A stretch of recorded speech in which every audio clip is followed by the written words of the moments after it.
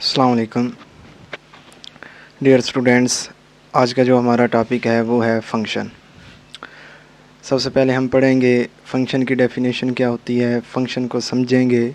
उसके बाद कुछ मैथमेटिकल एग्जांपल्स लेंगे जिससे हम देखेंगे कि किस तरह का रिलेशन, मैथमेटिकल रिलेशन फंक्शन होता है और किस तरह का रिलेशन फंक्शन नहीं होता। उसके बाद हम फंक्शन की ग्राफिकल रिप्रेजेंटेशन चेक करेंगे कि अगर ग्राफ गिवन होगा तो वहाँ से हम कैसे चेक करेंगे कि फंक्शन हो, ये ग्राफ फंक्शन का ग्राफ है या फंक्शन का ग्राफ नहीं है। तो आज के टॉपिक की सबसे पहली डेफिनेशन जो है फंक्शन। फंक्शन क्या होता है, तो यहाँ पे देखें, a function is a relation. Function जो होता है वो एक रिलेशन होता है defined from set A to set B such that each and every element of set A has unique image in set B. इसका क्या मतलब है कि जो फंक्शन होता है वो क्या होता है, एक रिलेशन होता है। यहाँ से हमें ये पता चला कि जो फंक्शन है वो क्या होता है, एक रिलेशन होता है। किस तरह का रिलेशन होता है, डिफाइंड, जो डिफाइन होता है from set A to set B. दो सेट के दरमियान एक रिलेशन को हम फंक्शन बोलेंगे। दोनों सेट कौन कौन से हमने लिए हुए हैं, ए और बी। किस तरह का relation, such that each and every element of set ए। इस तरह का रिलेशन कि उसके ऊपर ये दो प्रॉपर्टी सेटिस्फाई हों। पहली प्रॉपर्टी क्या है कि each and every element of set ए।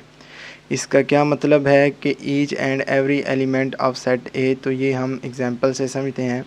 इसका मतलब ये है कि सेट ए जो हमने लिया होना है उसका हर एलिमेंट जो है वो मैपिंग में इस्तेमाल हो, कि सेट ए के हर एलिमेंट का कोई ना कोई आंसर आना चाहिए।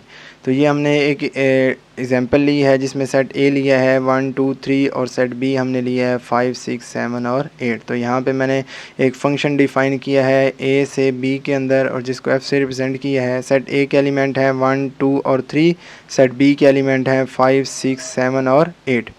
अब यहाँ पे देखें, पहली कंडीशन क्या कहती है कि each and every element of set ए, के सेट ए का हर एलिमेंट मैपिंग में इस्तेमाल होना चाहिए, यानी कि ए के हर एलिमेंट के लिए बी के अंदर कोई ना कोई जवाब मौजूद होना चाहिए। तो यहाँ से हम देख रहे हैं कि 1 के लिए आंसर बी के अंदर क्या है, 5 है।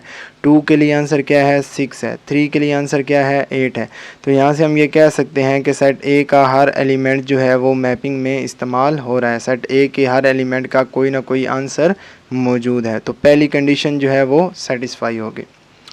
दूसरी कंडीशन ये है कि ए के हर एलिमेंट के लिए has unique image in set B.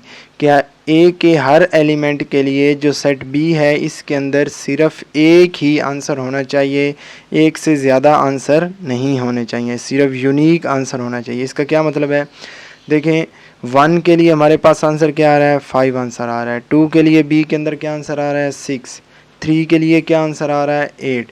तो ए के हर एलिमेंट का बी के अंदर सिर्फ एक ही आंसर मौजूद है, एक से ज़्यादा जवाब नहीं है। तो इसलिए हम ये कह सकते हैं कि इस सेट के ऊपर ये जो हमने एक रिलेशन डिफ़ाइन किया है, फंक्शन की सारी प्रॉपर्टी सेटिस्फाई हो रही हैं कि सेट ए का हर एलिमेंट मैपिंग में इस्तेमाल हो रहा है और हर एलिमेंट के लिए बी के अंदर सिर्फ एक ही जवाब मौजूद है। तो हम इस रिलेशन को कह सकते हैं कि ये रिलेशन एक क्या है, फंक्शन है।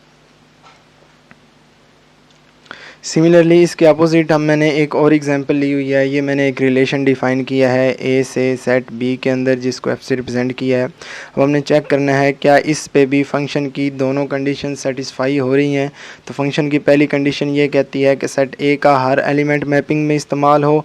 तो यहाँ पे देख रहे हैं कि सेट ए का हर एलिमेंट का कोई ना कोई जवाब मौजूद है। 1 के लिए 5 है, 2 के लिए 6 है, 3 के लिए ये 2 आंसर हैं। तो पहली कंडीशन तो इस रिलेशन के ऊपर सेटिस्फाई हो रही है कि हर एलिमेंट का कोई ना कोई आंसर आ रहा है।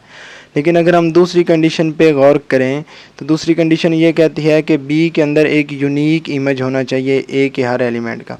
तो यहाँ पे देखें 1 के लिए क्या आंसर आ रहा है, 5, ये तो यूनिक आंसर आ रहा है। 2 के लिए आंसर आ रहा है 6।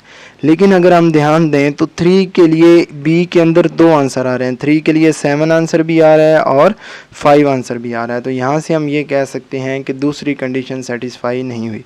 दूसरी कंडीशन ये कहती है कि हर एलिमेंट के लिए बी के अंदर सिर्फ एक जवाब होना चाहिए, लेकिन इधर क्या आ गए हैं, एक से ज़्यादा आंसर आ रहे हैं, यानी कि 2 आंसर आ रहा है। तो इसलिए अगर दूसरी कंडीशन सेटिस्फाई नहीं होती तो हम इस रिलेशन को क्या कहेंगे कि ये फंक्शन नहीं है, नॉट अ फंक्शन। सिमिलरली इसी चीज़ को हम एक बहुत ही सादा और आसान फहम एग्जांपल से समझ सकते हैं। यहाँ पे मैंने एक और रिलेशन लिया है सेट ए से सेट बी के अंदर, कि हमारे पास ये एक सेट ए है जिसके अंदर 3 एलिमेंट्स हैं। ये बॉयज़ का सेट एक मैंने लिया है, इसमें हम ये कह सकते हैं कि ये बच्चों के नाम है। और ये एक सेट बी लिया है जिसको मैं कह सकता हूँ कि ये फादर्स के नेम है, यानी कि फादर्स।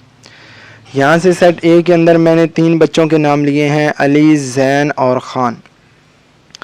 और सेट बी के अंदर मैंने फादर्स के नाम लिए हैं, वली, शाह, नज़ीर एंड अहमद।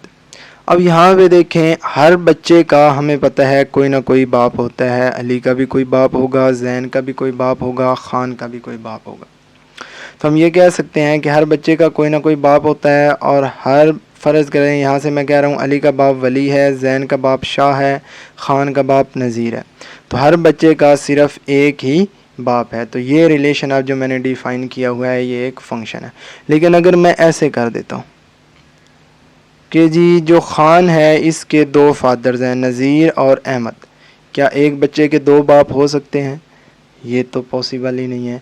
तो अब ये जो रिलेशन डिफ़ाइन किया है ये रिलेशन एक फ़ंक्शन नहीं है। क्यों नहीं है? क्योंकि एक के बच्चे के 2 बाप हो गए हैं, और जब 2 बाप हो जाएं तो गड़बड़ हो जाती है।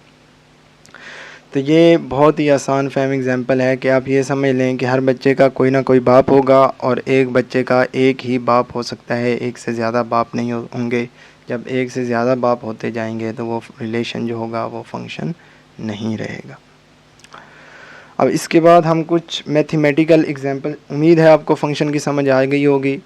अब इसके बाद हम कुछ मैथमेटिकल एग्जांपल्स लेते हैं और हम देखते हैं कि अगर हमारे पास एक मैथमेटिकल रिलेशन गिवन होगा तो वो हमें कैसे पता चलेगा कि ये रिलेशन फंक्शन है या नहीं। फॉर एग्ज़ाम्पल, पहले एग्जांपल मैं ले रहा हूँ, यहाँ पे मैं एक लेता हूँ y is equal to x square.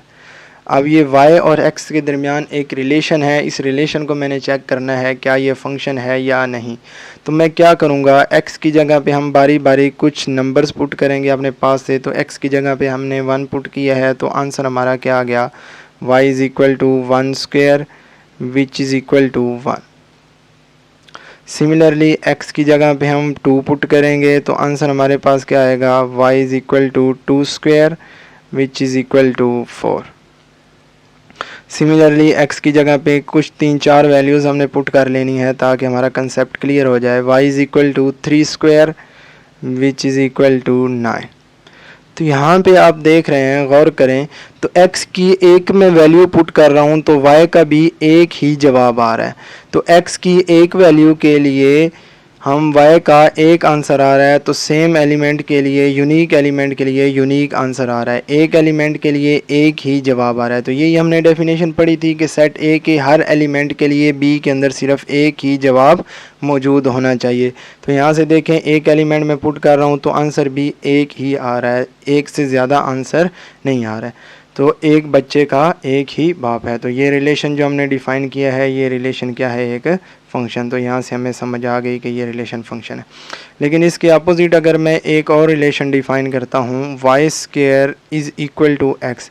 अब ये भी एक्स और वाई के दरमियान एक रिलेशन है।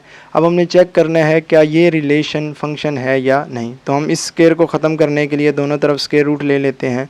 तो दोनों साइड पे हमने स्क्वायर रूट लिया, ये आ गया स्क्वायर रूट ऑफ एक्स, ये कैंसिल हो गया, वाई स्क्वायर स्क्वायर रूट के साथ plus minus square root of x.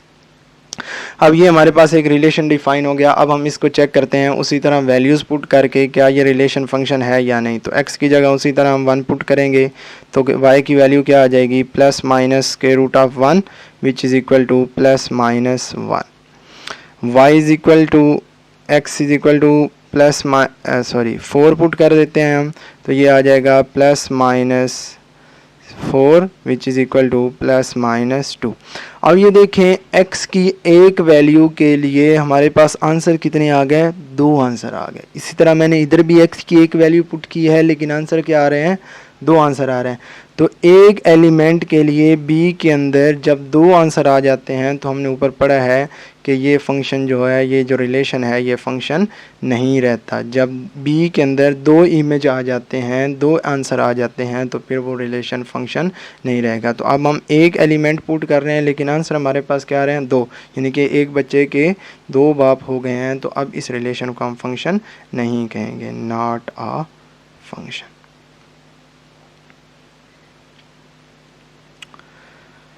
Next जी, हम थोड़ा बहुत फंक्शन के बारे में मज़ीद पढ़ लेते हैं कि फ़ंक्शन को हम किस तरह रिप्रेजेंट करते हैं। तो फंक्शन को अगर हम लिखेंगे तो वो किस तरह लिखेंगे, तो फंक्शन को हम जी लिखते हैं f of x is equal to y. Function को हम जब रिप्रेजेंट करते हैं, ये आइलर ने रिप्रेजेंट किया था कि f ऑफ x किसके इक्वल होता है, y के।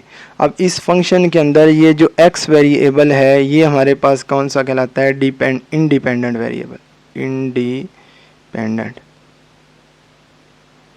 इंडिपेंडेंट क्यों कहते हैं, क्योंकि ये किसी पे डिपेंड नहीं कर रहा होता। लेकिन इस y वेरिएबल को हम क्या बोलते हैं, डिपेंडेंट। क्यों डिपेंडेंट बोलते हैं, क्योंकि ये y का जो आंसर है वो x के ऊपर डिपेंड कर रहा होता है। जैसे जैसे हम x की वैल्यू चेंज करेंगे, y जो है वो ऑटोमेटिकली चेंज होता जाएगा। ऊपर मैंने एक फंक्शन डिफाइन किया है y is equal to x square. तो यहाँ पे देखें मैंने x की कीमत पुट की थी, x इज़ इक्वल टू अगर हम 2 पुट करेंगे तो y का आंसर क्या आ जाएगा, 4। जैसे जैसे x चेंज करते जा रहे हैं, y ऑटोमेटिकली चेंज होता जा रहा है। तो इसलिए हम ये कह सकते हैं कि y जो है वो डिपेंड कर रहा है x के ऊपर। जैसे जैसे x तब्दील होगा, y जो है वो ऑटोमेटिकली तब्दील होता जाएगा। इसलिए हम x को इंडिपेंडेंट वेरिएबल बोलते हैं कि ये x किसी पे डिपेंड नहीं कर रहा, लेकिन y जो है वो डिपेंडेंट है। वो किस पे डिपेंड कर रहा है, x पे, x की वैल्यूज़ पे। तो उम्मीद है जी आपको फंक्शन की समझ आ गई होगी। इसके रिलेटेड कोई क्वेश्चन है तो वो आप कमेंट बॉक्स में पूछ सकते हैं। नेक्स्ट हम देखते हैं जी, अगर हमारे पास एक ग्राफ गिवन होगा तो ग्राफ से हमें कैसे पता चलेगा कि ये ग्राफ फंक्शन का ग्राफ है या नहीं। तो ये जी चंद मैंने 3 ग्राफ लिए हैं। यहाँ से अगर हमने चेक करना है कि ये फंक्शन का ये जो ग्राफ है, क्या ये फंक्शन का ग्राफ है या नहीं, तो उसके लिए हम क्या करते हैं, हम y एक्सिस के पैरेलल एक लाइन ले लेंगे, यानी कि x एक्सिस के परपेंडिकुलर या y एक्सिस के पैरेलल लाइन एक ड्रा करेंगे। अगर वो लाइन इस ग्राफ को, ये जो गिवन ग्राफ है, सिर्फ एक ही पॉइंट पे कट करेगी, तो फिर हम कहेंगे कि ये ग्राफ जो है वो फंक्शन का ग्राफ है। यहाँ से मैं आपको एग्जांपल से समझाता हूँ, मज़ीद आपको समझ आएगी कि हमने ये जी एक लाइन ली है और ये y एक्सिस के पैरेलल लाइन हमने एक ड्रा कर दी है। अब यहाँ से देखें, इस लाइन ने इस फंक्शन को सिर्फ एक ही पॉइंट पे कट किया है। कहीं भी हम लाइन ड्रा करें और वो लाइन इस फंक्शन के ग्राफ को, इस ग्राफ को किसी एक ही पॉइंट पे कट कर दे, तो हम इस ग्राफ को कहेंगे कि ये क्या है, फंक्शन का ग्राफ है। तो हम ये कह सकते हैं कि ये हमारे पास क्या है, फंक्शन। सिमिलरली इस दूसरे के लिए भी हमने वो ही करना है। कहीं भी हम एक y एक्सिस के पैरेलल लाइन ड्रा करेंगे। अब इस लाइन ने भी जी क्या किया है, इस फंक्शन को सिर्फ एक ही पॉइंट के ऊपर कट किया है, इस ग्राफ को। तो यहाँ से हम ये कह सकते हैं कि ये ग्राफ भी जो है ये भी एक फंक्शन का ग्राफ है। लेकिन अगर आप तीसरी एग्जांपल के अंदर देखें तो यहाँ पे मैंने कहीं भी अगर मैं एक y एक्सिस के पैरेलल लाइन लेता हूँ तो ये लाइन क्या कर रही है, इस ग्राफ को 2 पॉइंट पे कट कर रही है। एक ये ऊपर भी कट कर रही है और एक ये नीचे भी कट कर रही है। अब ये y एक्सिस के जो पैरेलल लाइन हमने ली है, इसने इस ग्राफ को 2 पॉइंट के ऊपर कट कर दिया है। तो इसलिए अगर कोई लाइन y एक्सिस के पैरेलल लाइन ग्राफ को एक से ज़्यादा पॉइंट पे कट करेगी, तो फिर हम कहेंगे कि ये ग्राफ फंक्शन का ग्राफ नहीं है, नॉट अ फंक्शन।